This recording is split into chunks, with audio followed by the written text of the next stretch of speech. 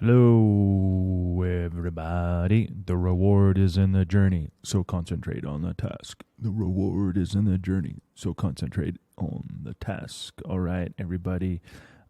We are in week 7 of Micro Reflections for the 21st Century. I hope you're all enjoying these readings that I do.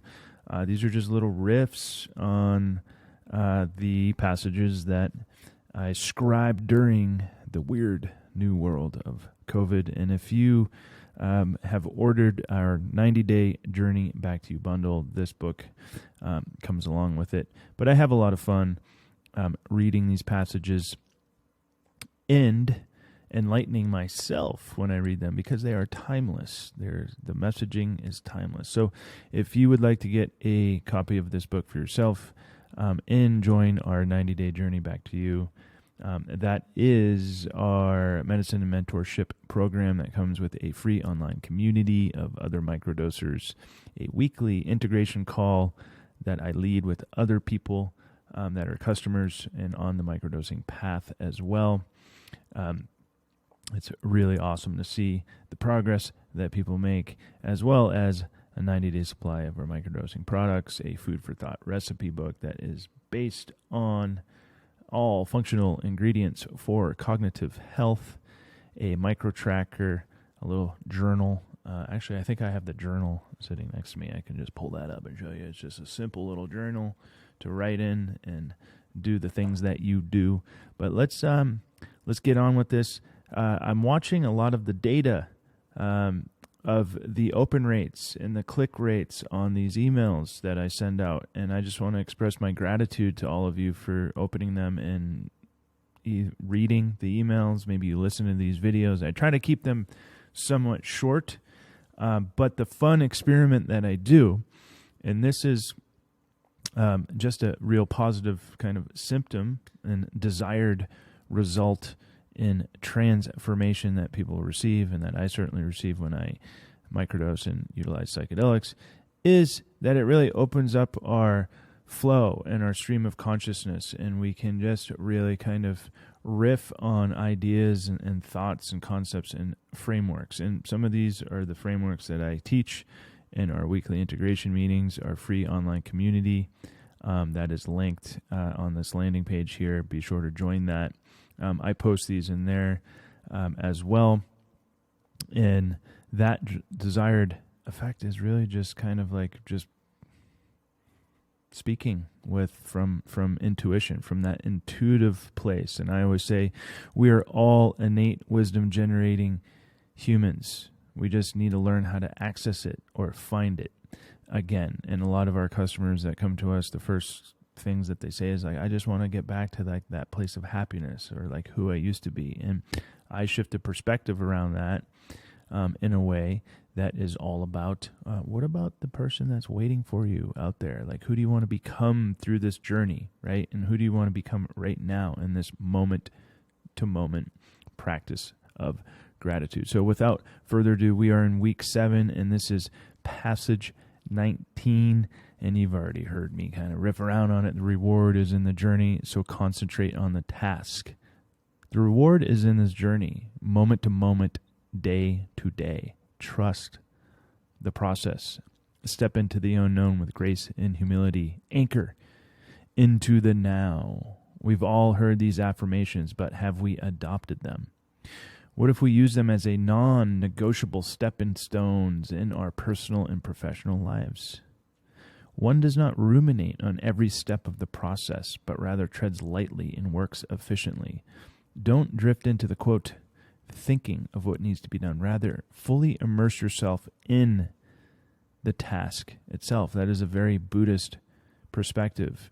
When you're brushing your teeth, just brush your teeth. When you're washing the dishes, just wash the dishes. When you're eating, just eat. How many of us are so guilty of like eating in the car or eating with our laptop open or on our phone, right? Or eating in front of TV or Netflix. Like, I think we've all done that, but rather fully immerse yourself in that task yourself and appreciate that moment to moment, day to day process, and trust in that process. And that brings us into what I call anchoring into now, or tethered into the now, but we're also tethered into the larger fabric of the universe, right? So your life in your work require all of your intuitive attention. Writing, for example, is a manual dimension.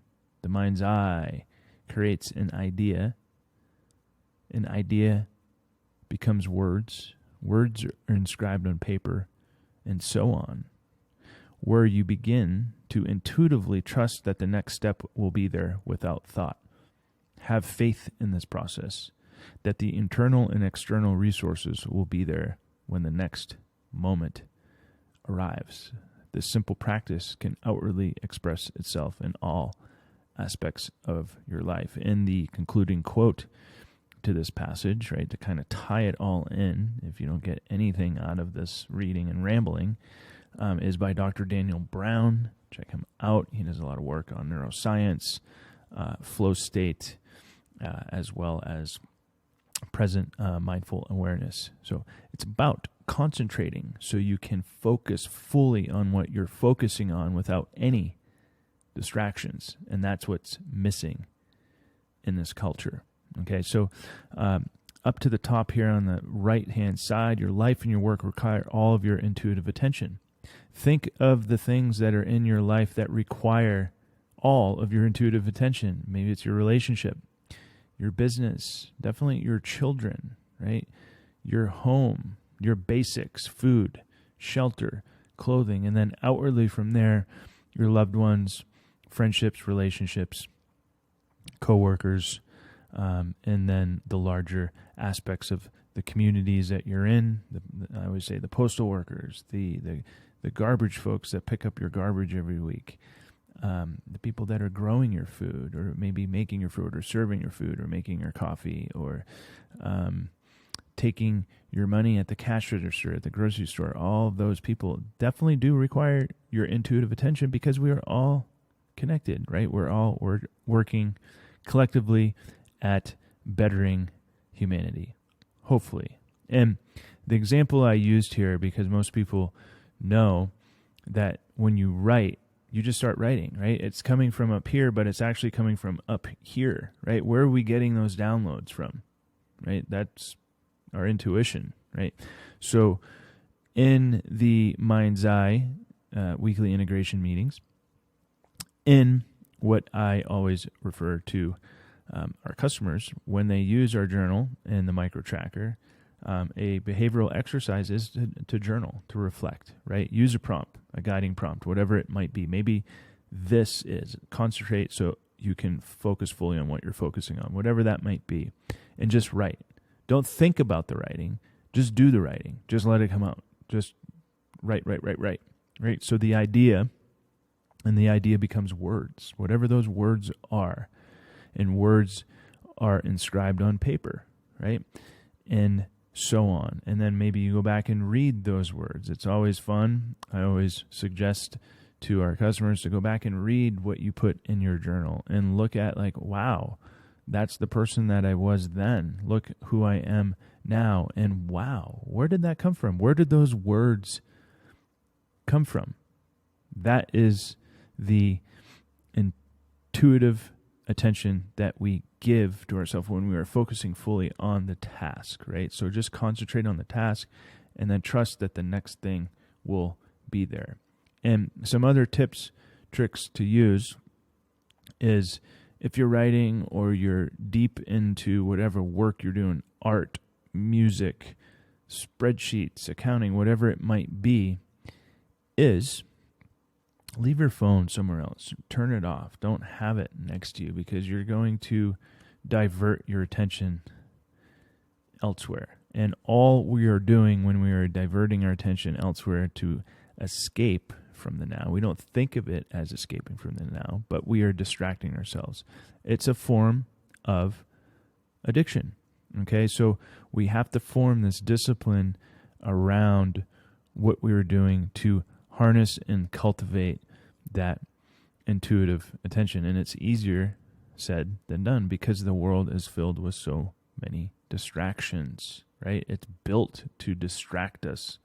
If we look around at everything that is available to us at our fingertips at all times. It's built to distract us. So have faith in the process, right? That the next thing will arrive. Instead of, I'm going to say it, tripping out, right, about the future, and worrying about the future. How many times have the things that you've worried about, the thousands of things that you've worried about, actually came true, right? Probably not. And if you put that attention into trusting and having faith in the process, that the internal, right, the things within us, right, maybe it's a calm nervous system or some compassion or empathy or understanding or clear communication, right, or some creativity or some clarity, and maybe the courage to chisel through. I always say, like, I'm karate chopping my way through the day because I'm not letting the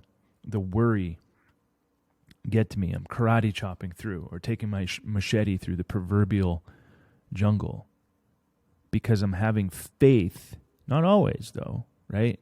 When there is despair, right? Cultivate faith that the internal things that we need, to karate chop our way through, and those external resources, that could be someone calling you, right? Then giving you a testimonial, or giving you some good news. Or here's a great example. The other day, I checked my mail, and I had I think it was like a $38 check from some class action lawsuit against Apple, some iPhone thing that I was a part of. And I had my banker look at it, and I'm like, $38, that's like a half a tank of gas, right? That's like that's my trash bill, for example. And it turned out it was all legit and everything. So that external resource it just arrived, right? I wish it had, several more zeros on there, but it didn't. But anyway, every little bit helps. So it'll be there when the next moment arrives, when we are diverting our attention to this worrisome, anxiety-riddled future forecasting, right? The next moment kind of isn't arriving. It is, but are we paying attention to it? So this simple practice can outwardly express itself in all aspects of your life. Give it a try. And the best way to practice this is just doing a little bit of like morning writing. Get up and write and reflect, or take a walk in nature without your phone, obviously. Playing an instrument, right? Guitar, piano, whatever it might be, and just completely immerse yourself in that practice. And it really cultivates this mindful awareness. And that's really what we are trying to do in this 90-day journey back to you, is really be with ourselves in the present moment. And that, my friends, is what is missing in this culture. Thank you.